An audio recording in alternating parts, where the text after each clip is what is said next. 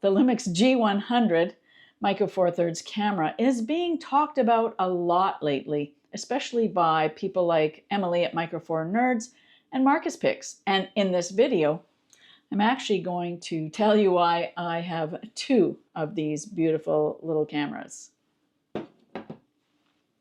Hey there, it's Marlene. If you're new here, welcome to the channel.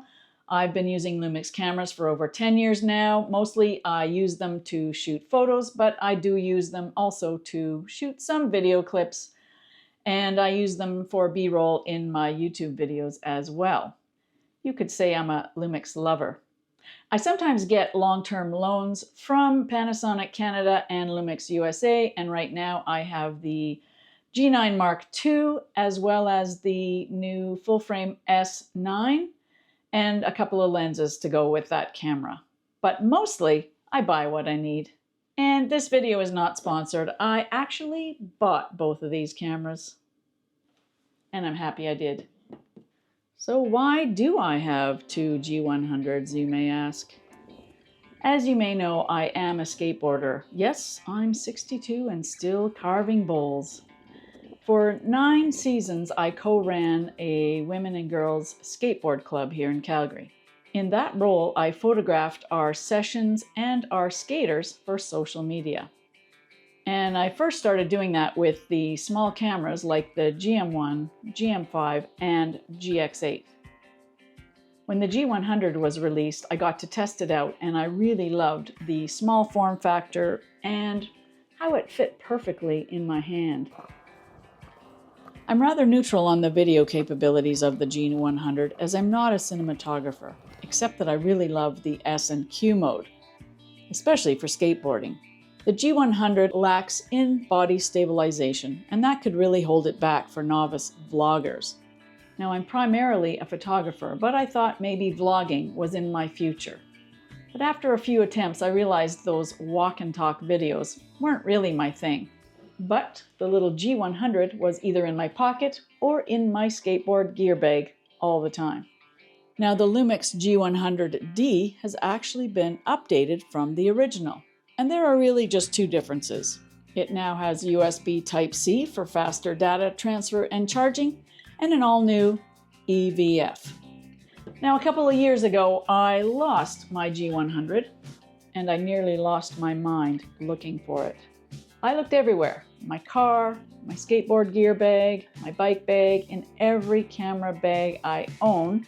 Now in that same week, some friends had some things stolen from the local skate park.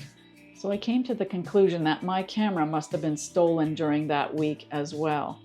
I put a post on my Instagram, I asked around, but nobody had seen my camera or anyone going through my gear bag. After waiting hopefully for several weeks, my G100 didn't turn up. I was choked. Around that time, the G100 was starting to drop in price, so I decided to buy another one.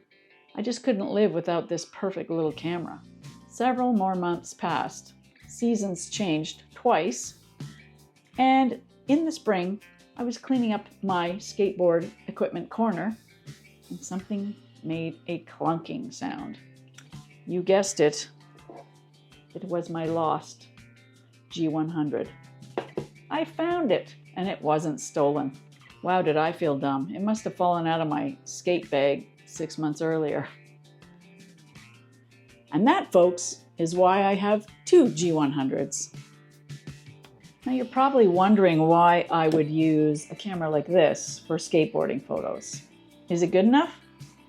Skateboarding photography was the thing that helped develop my skills and my self-confidence more than anything I'd ever done. One of the main reasons is that I had access to a diverse community of friendly skaters. Now I'm an introvert, and meeting new people makes me extremely anxious, especially at parties and events. But with skateboarding, I found my tribe. Many skaters became subjects in my photographs, and many more became great friends. Through skating with them and taking photos, they helped me learn aspects of a good skate photograph, timing being the most important one. I made it my goal to make skaters look like heroes and sheroes.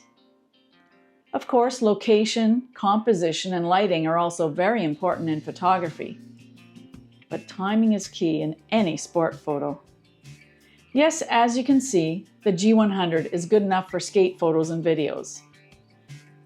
I often pair it with my 9mm lens, as I like to get up close to the action. But the 12-32 kit lens is more than capable, and a bit more versatile if you're shooting a variety of situations. And I can hand this camera to a friend when I need a good shot or clip of myself skating. I've even used the pop-up flash on occasion. Another way I use the G100 is B-roll for my YouTube tutorials. And I usually pair it with the 15mm or 25mm lenses for those. And it's a perfect setup for recording the back of the camera menus and things like that when I'm doing my tutorials. I shoot in manual focus in those cases so that I don't risk the focus bouncing around, because I'd never hear the end of it if that happened. And of course, given the size and weight, it's a perfect everyday camera. With the kit lens, it's genuinely pocketable, but I do tend to keep the 15mm lens on it the most. It's also a great holiday camera, and I pair it with the 12-60 f2.84 lens when I want a bit more versatility and I just want to take one lens along. It's still packable. It's a little heavier, but not crazy. The G100 is cheap, powerful, and pretty good, but it has its limits. If you're primarily a photographer, those limits probably won't matter. So yes, I'm joining the small Micro Four Thirds camera hype, and I'm voting this camera up. If you'd like to see more content that I've created about the Lumix G100 camera, you can watch this video next.